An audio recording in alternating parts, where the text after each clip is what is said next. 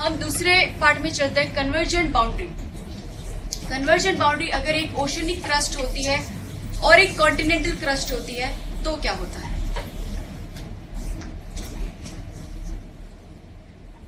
यहाँ पे oceanic crust है, ये कॉन्टिनेंटल क्रस्ट है, यहाँ नीचे कन्वेक्शन सेल हो गए, इसके डाइवर्जिंग लिम होने की वजह से ओशनिक क्रस्ट और कॉन्टिनेंटल क्रस्ट एक दूसरे से कोलाइड करेगा। अब इन दोनों में से हैवी चूज करना बहुत ही इजी है, क्योंकि मैंने बताया था ओशनिक क्रस्ट जो है वो ज्यादा हैवी है, बेसाल्टिक है, और कॉन्टिनेंटल क्रस्ट जो एंटेसाइटिक है या ग्रेनाइट है वो ज्यादा हल्की है, वो ज्यादा लाइटर है।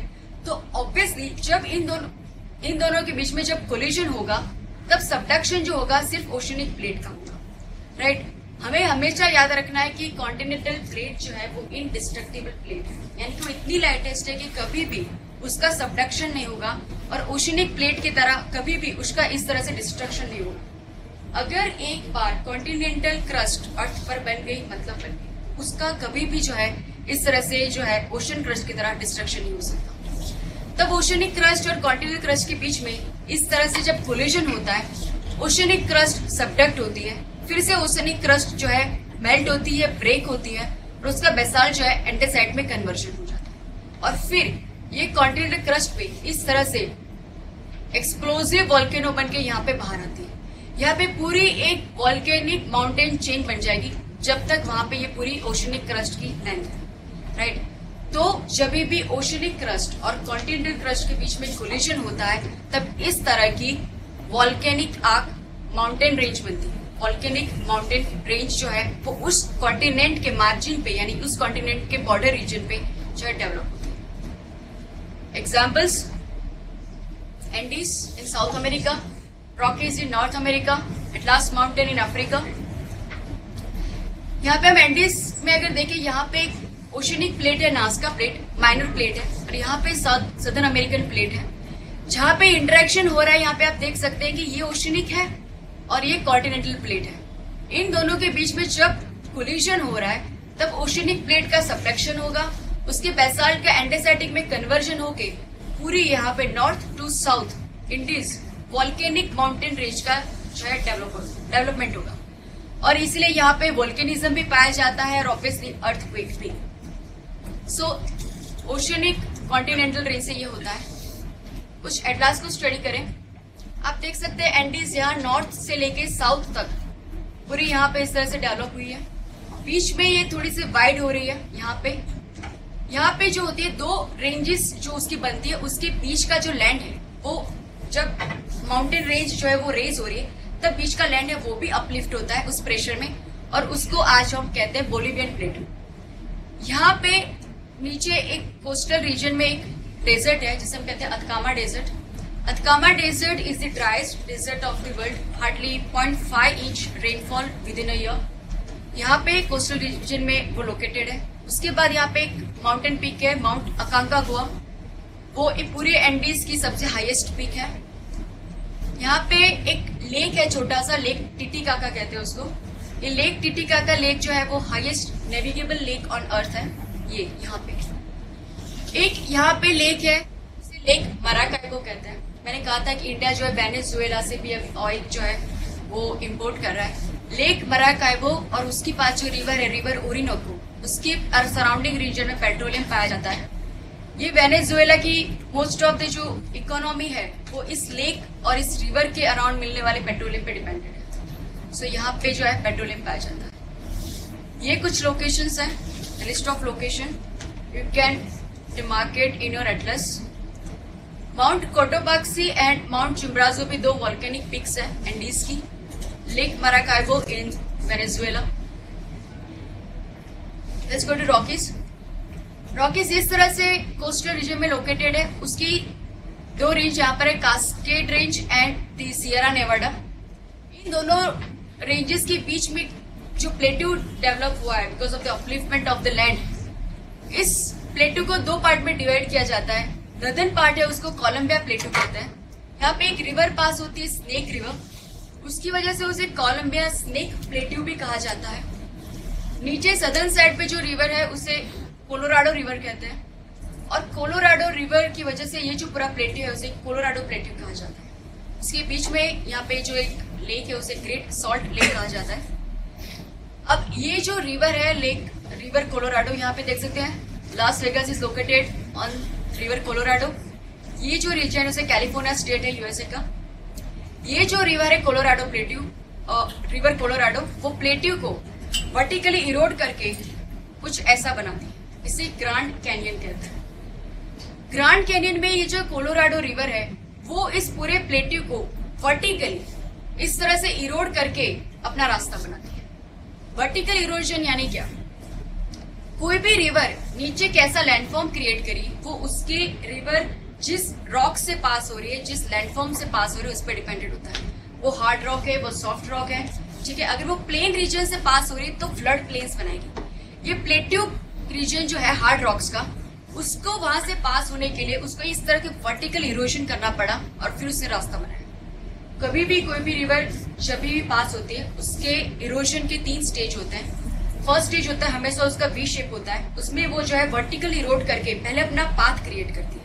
किसी भी हिली रीजन से अगर वो निकल रही है तो पहले उसको इरोड करती जाएगी नीचे वर्टिकली और उसका पहले पाथ क्रिएट करेगी। उसके बाद वो सेकंड स्टेज पे जब आती है प्लेन रीजन में, तब उसका हॉरिजॉन्टल जो है इरोड स्टार्ट होता है। नीचे जब तक उसका बेस लाइन पहुंच जाता है तब तक वो इरोड करती है। फिर उसका सेकंड स्टेज में वो हॉरिजॉन्टली जो है इरोड करती है। हम हिमालयस में जब देखते हैं तब जो यमुना गंगा पास होती है तब बहुत ही नैरो उसका रेंज होता है, बहुत ही वर्टिकली हम नीचे देखते हैं खाई में से वो पास हो रही होती है। वो उसका फर्स्ट स्टेज होता है, उसमें वो वी शेप जो है उसकी वेरी होती है। उसके बाद हम हरिद्वार के बाद देखते हैं गंगा जो है उसका फ्लड प्लेन बढ़ जाता है, उसका हॉरिजॉन्टल जो होता है इरोजन होता है। थर्ड स्टेज होता है उसका जो मैच्योर स्टेज होता है, सलाइन स्टेज होता है, वहां पे डेल्टा बन जाती है, उसका वॉल्यूम जो है पानी का कम हो जाता है। जो सेडिमेंट्स वो लेकर आई है वो बहुत ही ज्यादा बढ़ जाते हैं और उसकी स्पीड बहुत ही स्लगिश हो जाती है और डेल्टा के पास आते आते वो बहुत ही ज्यादा स्लगिश हो जाएगी। ये स्टेज होता है उसका डेल्टा स्टेज या सनाइल स्टेज। तो ये जो रिवर है उसे हम यूथफुल स्टेज कहेंगे क्योंकि ये इस तरह से वर्टिकली वो इसको इरोड करती है। This is the very famous place in USA near Las Vegas, the grand canyon. ये पूरा फीचर जो इस तरह वर्टिकली इरोड होता है उसे कैनियन कहता है। दैट इज ये कुछ लोकेशंस है अराउंड रॉकीज। माउंट लोगन जो है वो रॉकीज का हाईएस्ट पीक है, लेकिन नॉर्थ अमेरिका का वो हाईएस्ट पीक नहीं है। नॉर्थ अमेरिका का हाईएस्ट पीक है माउंट मैककिनली। ऊपर अलास्का स्टेट है, मैंने बताया था इंटरनेशनल डेडलाइन के टाइम पे अलास्का स्टेट में अलास्कन रेंज है, वहां पे ये मैककिनली लोकेटेड है। प्रीलिम 2005 से क्वेश्चन है, where is the volcanic mountain Mount Saint Helens is located? A Chile, B Japan, C Philippines या डी यूएसए? इसके लिए एटलास की अच्छी सी स्टडी जो है वो डिमांड करती है। Answer is D USA. आपको इस तरह से पता चलेगा कि हमें किस तरह से वॉल्केनिक पिक्स भी रेडी करने हैं, उनके कौन से माउंटेन के पिक्स या वॉल्केनिक पिक्स कौन सी माउंटेन रेंज में है, कौन सी कंट्री में लोकेटेड है। मेंस 2014 का question, why are the world's 4 mountain system located along the margins of the continents? ये अभी हमने जाना कि जो वॉल्केनिक माउंटेन रेंजेस थी वो माउंटेन कॉन्टिनेंट के बॉर्डर पे क्यों थी। इसके लिए भी पहले हम ये समझाएंगे प्लेट टेक्टोनिक थ्योरी, उसके 3 interactions, conversion, divergence and transverse. फिर हम कन्वर्जेंस में समझाएंगे कि जब ओशनिक और कॉन्टिनेंटल प्लेट्स के बीच में कन्वर्जेंस हो रहा है, ओशनिक प्लेट का सबडक्शन होने की वजह से कॉन्टिनेंटल के मार्जिन्स पे इस तरह की वॉल्केनिक माउंटेन चेन्स डेवलप होती है। आप यहाँ पे एग्जाम्पल भी देख सकते हैं, एंडीज का, रॉकीज का, एटलास का दीजिएगा। सेकंड पार्ट है ये क्वेश्चन का, bring out the association between global distribution of fold mountains and earthquake and volcanoes. मतलब इन तीनों के बीच में क्या association, mountain, earthquake and volcanoes. तो मैंने बताया कि क्योंकि ओशनिक प्लेट जो है वो सबडक्ट हो रही है, इसीलिए उस ओशनिक प्लेट का बेसाल्ट जो है वो एंडेसेटिक होके बाहर वॉल्केनो के रूप में जो बाहर आता है, इसीलिए माउंटेन जो फोल्ड माउंटेन जो होते हैं उसके अराउंड ये वॉल्केनोस पाए जाते हैं। और जब भी प्लेट का कोई इंटरेक्शन हो रहा है, ये कोलिजन हो रहा है, उसकी वजह से जो वाइब्रेशन क्रिएट होगा उसकी वजह से जो है अर्थक्वेक आता है। अब अर्थक्वेक और वॉल्केनोस में पूरा टॉपिक जो है डिटेल में आपको लूंगी, तब ये क्वेश्चन का ये क्वेश्चन आप आंसर कर पाएंगे, ठीक है। वो मैं अलग से इसको लेना चाहती हूँ, बट आप इसका एसोसिएशन क्रूडली समझ चुके होंगे कि किस तरह से माउंटेन रेंज, वोल्केनोज और अर्थक्वेक तीनों एक दूसरे से रिलेटेड, और इसीलिए उनका डिस्ट्रीब्यूशन जो है वर्ल्ड में इस तरह से बनता है। हमने पढ़ ली ओशनिक कन्वर्जन प्लेट बाउंड्री जो वोल्केनिक आइलैंड आर्क्स बनाती है। तीसरी ओशनिक और कॉन्टिनेंटल कन्वर्जेंस होता है तो बनते हैं volcanic mountains on the margins of continents. तीसरा जो इंटरेक्शन है वो है फोल्ड माउंटेन बनाता है कॉन्टिनेंट और कॉन्टिनेंट के कन्वर्जेंस से।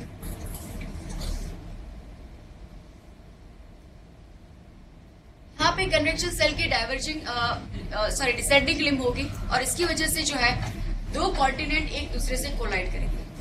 अब मैंने कहा था कि कॉन्टिनेंट जो है वो उनका कभी भी सबडक्शन नहीं होता, ठीक है। अगर इंटेंस कोलिजन उनके बीच में हो रहा है because of the descending limbs of the convection cell, तो उनके बीच में क्या होगा कि एक प्लेट के ऊपर दूसरी प्लेट जो है इस तरह से चढ़ जाएगी, बट नीचे की प्लेट है वो कभी सबडक्ट नहीं होगी, ठीक है। इसीलिए यहाँ पे किसी भी प्लेट का सबडक्शन नहीं हो रहा, इसीलिए यहाँ पे जो भी कोई फीचर बनेगा वो वोल्केनिज्म नहीं होगा, वहां पे वोल्केनिक एक्टिविटी नहीं होगी।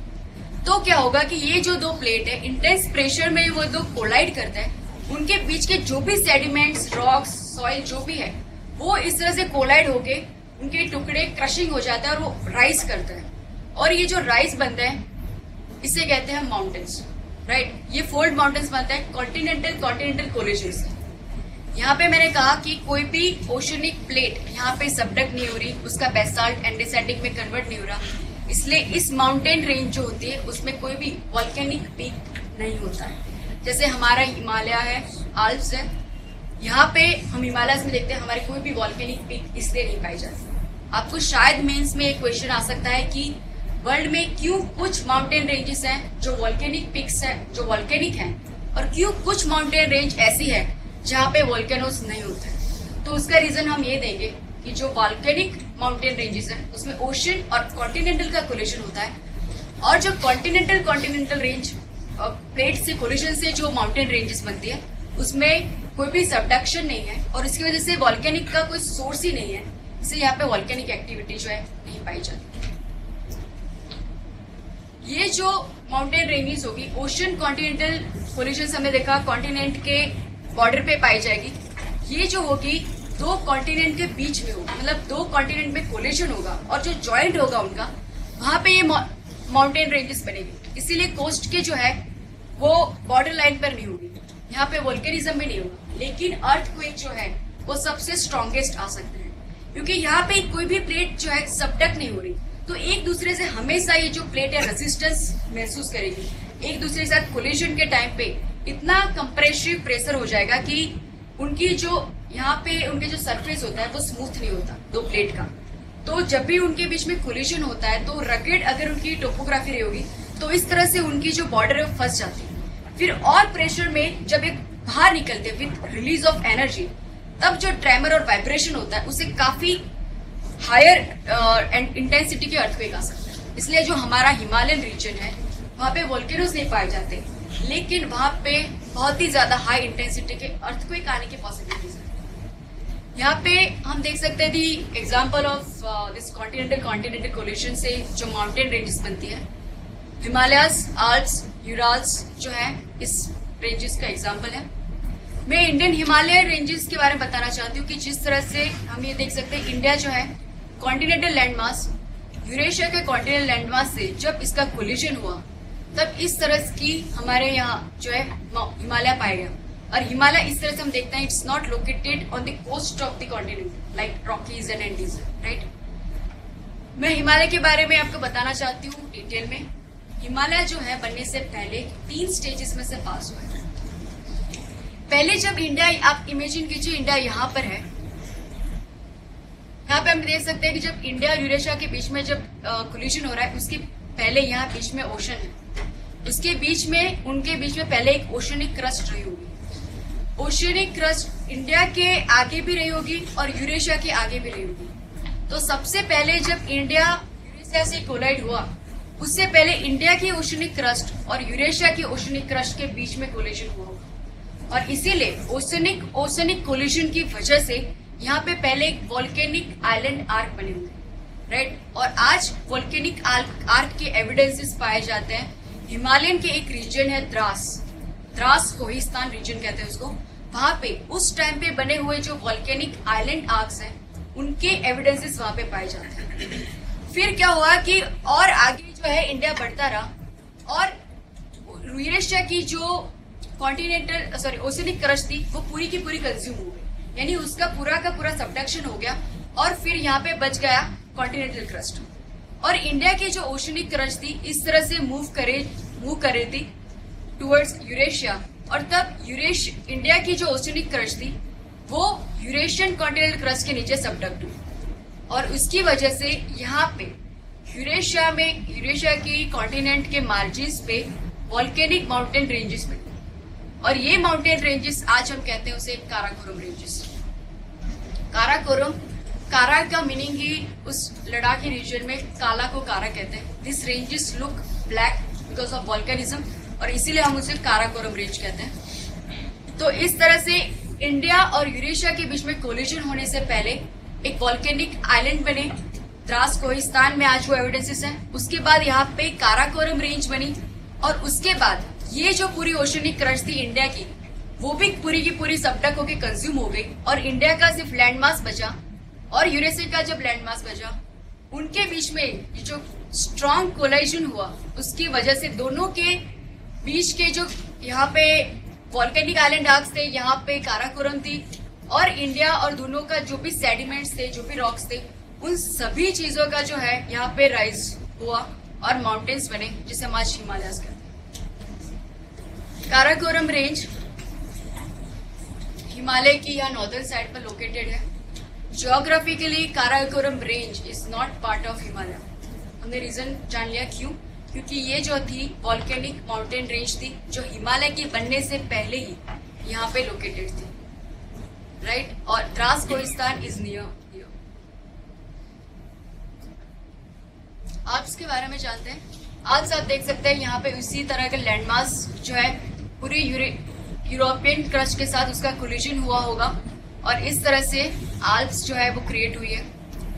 आल्प्स के लिए प्रीलिम में क्वेश्चन ये आ सकता है कि वो कौन कौन सी कंट्रीज में से पास हो रही है। शायद हमें यही याद रहता है कि स्विट्जरलैंड में से आल्प्स पास होती है या इटाली से, लेकिन फ्रांस, स्विट्जरलैंड, इटली, यहाँ पे एक छोटा सा कंट्री है लिचेस्टीन, ऊपर जर्मनी है, यहाँ ऑस्ट्रिया है, छोटा सा कंट्री है स्लोवेनिया। तो इन सभी कंट्रीज में से आल्प्स जो है वो पास होती है। मैं कुछ physical map of the Europe समझाना चाहती हूँ। यूरोप का अगर आप फिजिकल मैप देखें तो बीच के जो रीजन है वो ज्यादा हाईलैंड है और जो सराउंडिंग रीजन है वो लोलैंड है। उसकी वजह से क्या होता है कि बीच के रीजन में से जो रिवर्स जो है इमर्ज हो रही है वो इस तरह रेडियली सर्कुलरली वो जो है बाहर निकलती है और हमें इस सभी रिवर्स के नाम और लोकेशंस जो है अच्छे से पता होने चाहिए। यहाँ से स्टार्ट करते हैं Loire, Seine, Rhine river, Rhine very important river of Germany, Seine and Loire important river of France, Oder, Vistula Poland की रिवर। यहाँ पे जो ब्लैक सी है यहाँ पे इंपॉर्टेंट रिवर्स जो है यहाँ पे फ्लो करती है, उसमें निस्टर, नीपर, एक यहाँ से आती है डॉन रिवर और एक सबसे longest river of Europe Danube river वो यहाँ से पास होती हुई ब्लैक सी में मिलती है। दनूबे रिवर को हमें बहुत अच्छे से स्टडी करना है क्योंकि यहाँ पे ईस्टर्न यूरोप में बहुत छोटी छोटी कंट्रीज लोकेटेड है और ये बहुत सारी छोटी छोटी कंट्रीज में से पास होके ब्लैक सी में मिलती है। हमें देखना है कि दनूबे कौन कौन से कंट्रीज में से पास होती है, राइट। और हम यहाँ पे देख सकते हैं मेडिटेरियन सी है, यहाँ पे बहुत सारे छोटे छोटे आइलैंड्स हैं। बेलारिक आइलैंड, क्रॉसिका नॉर्थ में, सार्डिनिया ये इटली के आइलैंड्स है, सिसिली इटली का आइलैंड, क्रेटे और यहाँ पे जो है साइप्रस यहाँ पे एक आइलैंड है। यहाँ पे जो है इस आइलैंड के पास कुछ सी के छोटे छोटे सी के नाम अलग से रखे गए हैं, gulf of Lion, Tyrrhenian sea, Adriatic sea, Aegean sea. और यहाँ पे एक बहुत ही नैरो दो स्टेट से जो है मेडिटेरियन ओशन जो है ब्लैक सी से मर्ज होता है।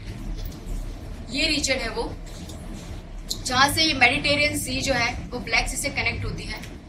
ये फर्स्ट जो आउटलेट है इस पूरे रीजन को डाडा रिलीज कहते हैं।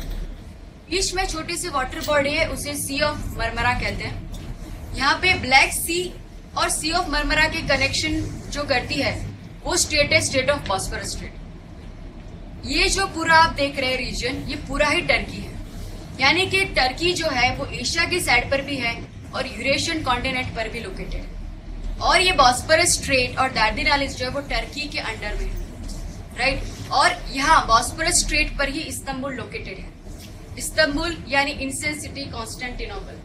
आप सोच सकते हैं यूरोप का पूरा जो एशिया के साथ ट्रेड था वो यहाँ से पास होता था। तो दिस इज वेरी इंपॉर्टेंट। यहाँ पे एशिया और यूरोप के कनेक्ट करते हुए ब्रिजेस भी जो है वो टर्की ने बनाए हैं। कई बार प्रीलिम में इवन टेस्ट सीरीज के क्वेश्चंस में ऐसा आता है कि अगर हम मेडिटेरियन सी से ब्लैक सी जा रहे हैं तो बीच में कौन कौन सी स्ट्रेट आएंगी, सी आएंगे। तो हमें पता होना चाहिए कि अगर हम मेडिटेरियन सी से ब्लैक सी जा रहे हैं तो पहले दार्दानेलिस आएगी, then sea of Marmara, then Bosphorus strait and then Black सी।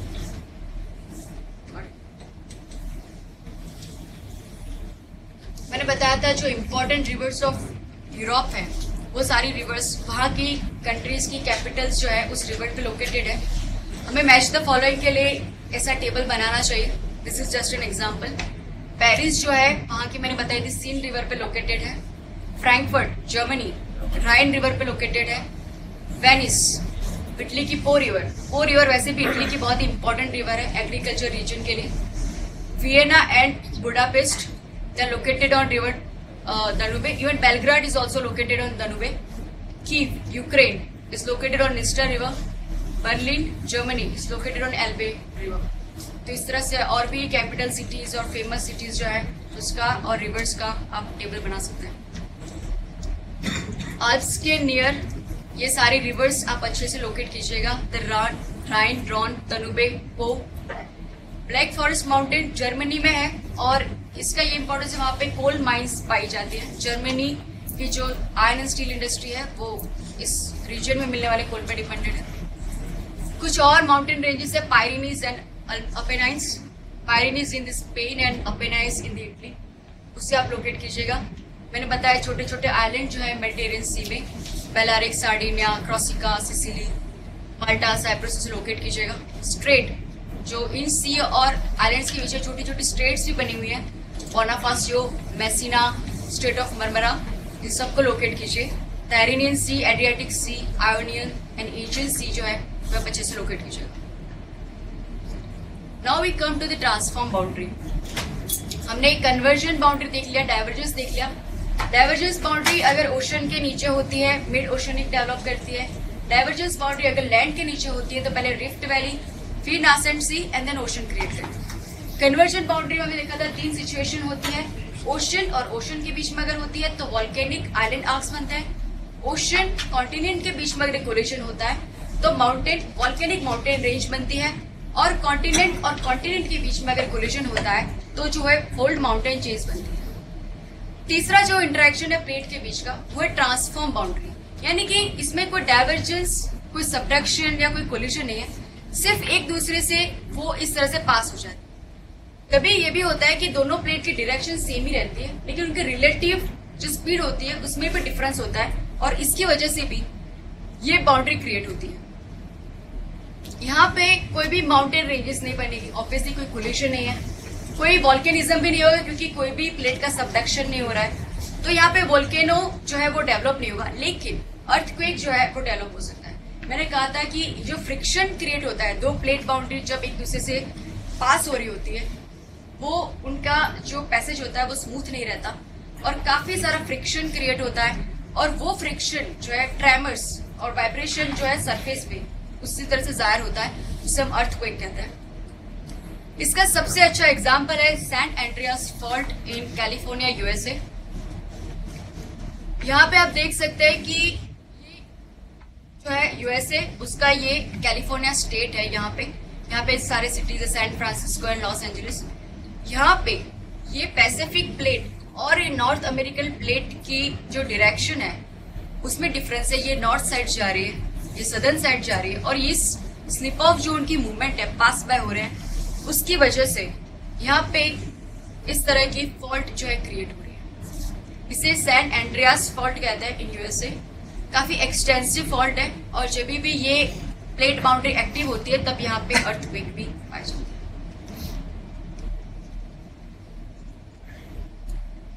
इस समरी में एक और थियरी से आपको करना चाहती हूँ, जिसे मेटेओरिटिक इम्पैक्ट थियरी कहते हैं।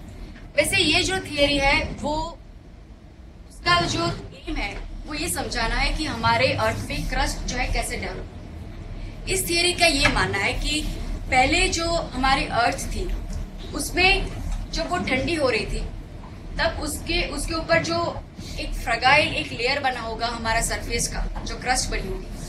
अब उस टाइम पे हमारा जो एटमॉस्फेयर था वो काफी रेरिफाइड था। आज का जो हमारा एटमॉस्फेयर का एनवेलप जो है वो इस तरह का कि कोई भी मेटेओराइट अगर अर्थ पे एंटर हो रहा है तो वो बर्न आउट हो जाता है। लेकिन जब बहुत ही इनिशियल स्टेज थी, जब डेवलपमेंट ऑफ अर्थ हो रहा था, उस टाइम पे हमारा एटमॉस्फेयर काफी रेरिफाइड था और उस टाइम पे जो भी मेटेओराइट्स जो आते थे वो अर्थ के क्रस्ट पर सीधे ही पहुंचते थे और उसकी वजह से अर्थ की जो क्रस्ट थी उसमें काफी सारे मेटेओराइट के अटैक होते रहते थे। अब हमारी जो नासेंट सी इनिशियल एक लेयर जो बनी है, क्योंकि पहले अर्थ जो थी गैसियस थी, ठंडी होकर जब उसका सरफेस का लेयर ठंडा होकर कुछ सॉलिड, कुछ पतला सा जो सरफेस बना होगा, वो सरफेस इस मेटेओराइटिक इम्पैक्ट की वजह से पूरा डिस्टर्ब हो गया होगा। और जब अर्थ पर इस तरह के मेटेओराइट इम्पैक्ट हुई थी, मतलब मेटेओराइट अटैक हुआ था, तब हमारा जो नासेंट जो पतला सा पहला जो सरफेस बना था वो टूट गया और उसकी वजह से इंटीरियर का जो वोल्केनिज्म था वो बाहर आ गया उस क्रैक में से। अब हमें पता है कि इंटीरियर में जो रॉक है वो पॉलीवाइन रॉक्स है और वो जो है वोल्केनिज्म से बाहर आके बेसाल्टिक रॉक्स का जो है वहां पे इमर्जेंस हुआ। इसलिए बहुत सारे वोल्केनिज्म जब अर्थ पर हुए तब बहुत सारा बेसाल्ट जो है अर्थ के सरफेस पर बाहर आया और ये जो बेसाल्ट जो था वो ठंडा हुआ, सॉलिडिफाइड हुआ और इस तरह से पूरे अर्थ के क्रस्ट पे सबसे पहले बेसाल्टिक क्रस्ट क्रिएट हुई जो हमारी ओशनिक क्रस्ट है। अब इस ओशनिक क्रस्ट में भी हमारे सरफेस के नीचे जो कन्वेक्शन सेल्स है उनकी वजह से ये पूरी जो ओशनिक क्रस्ट की जो लेयर थी उसमें पार्ट्स हो गए और उनके बीच में भी इस तरह की इंटरेक्शन चालू हो गई, डाइवर्जेंस, कोलिजन। और शायद ऐसा हुआ होगा कि उन ओशनिक और ओशनिक क्रस्ट के जो टुकड़े थे उनमें अगर कोलिजन हुआ और उन कोलिजन की वजह से उस टाइम पे भी कुछ आइलैंड आर्क्स बने होंगे और इस तरह से बहुत सारे आइलैंड जो बने होंगे जो एंडेसेटिक हैं, उस आइलैंड के बीच में भी जब कोलिजन हुआ होगा तब जो है बहुत सारे इस तरह के आइलैंड के बीच कोलिजन होने की वजह से एक बड़ा सा जो है लैंडमास बना होगा, राइट। तो सबसे पहले ऑलिवाइन रॉक से हमारा ओशनिक क्रस्ट बना। ओशनिक क्रस्ट में कोलिजन बनने की वजह से वहां पे छोटे छोटे आइलैंड्स पहले हमारे यहाँ क्रिएट हुए। उन आइलैंड के बीच में जब कोलिजन हुआ तब कोलिजन जब एक आइलैंड और एक आइलैंड यानी एक एंडेसेटिक और एक एंडेसेटिक जब आइलैंड के बीच में कोलिजन होता है, it is same as continental collision, ठीक है। और उनके बीच में जो भी कोलिजन के बीच में उनकी जो फॉल्ट लाइन रही होगी वहां पे माउंटेन्स क्रिएट हुए होंगे, फोल्ड माउंटेन्स क्रिएट हुए होंगे। यानी कि फोल्ड माउंटेन जो है कोई भी क्रैक के बीच के एक बैंडेज की तरह काम करता है। कोई भी लैंड मास है वो जब कोलिड होता है तब उसके बॉर्डर लाइन पे जो होता है माउंटेन्स होता है। तो इसी तरह से बहुत सारे आइलैंड के बीच में जब कोलिजन हुआ उनके बीच में माउंटेन रेंजेस बनी और इसी वजह से आज जो है बड़े बड़े लैंड मासेस जो है क्रिएट हुए। सो इस तरह का मानना है कि सबसे पहले हमारी फंडामेंटल क्रस्ट है वो ओशनिक क्रस्ट है और उसके बाद इस तरह से वॉल्केनिक आइलैंड बने और फिर जो हमारी कॉन्टिनेंटल क्रस्ट जो है वो क्रिएट हुई। तो this also summary of the entire plate tectonic theory, कैसे हमारे अर्थ के सरफेस पे डिफरेंट क्रस्ट जो है वो डेवलप हुई और इनके इंटरेक्शन से क्या क्या लैंडफॉर्म्स क्रिएट हुए। हमारी 3 थियरी यहाँ पे खत्म हो रही है, continental drift theory, sea floor spreading theory and plate tectonic theory. I want to give you a break of 10 minutes.